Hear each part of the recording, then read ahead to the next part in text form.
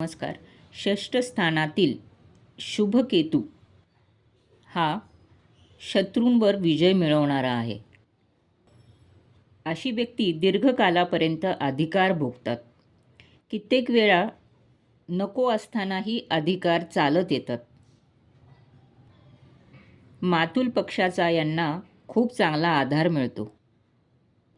जर हा केतू सिंह, वृश्चिक व मीन राशीत असेल तर अशी व्यक्ती खूप चांगला अधिकार जमावते व ह्यांच्या हाताखालच्या लोकांना हे खूप चांगले सांभाळतात. पण जर हा केतू अशुभ असेल तर ह्यांना काही ना काही पोटाचा विकार किंवा कसलेही प्रकारचे भोजन केले तरी प्रकृती बिघडणे याचा त्रास नेहमी असतो. यांच्या नोकरीमध्ये सुद्धा वारंवार कटकटी चालू असतात. हाताखालची माणसे लबाड व कपटी निघतात. मातुल पक्षापासून त्रास होतो. यांना निंदा सहन करावी लागते. यांच्या उपासनेमध्ये अडथळे येतात. जर हा केतू शनीबरोबर असेल तर खूपच अशुभ ठरतो.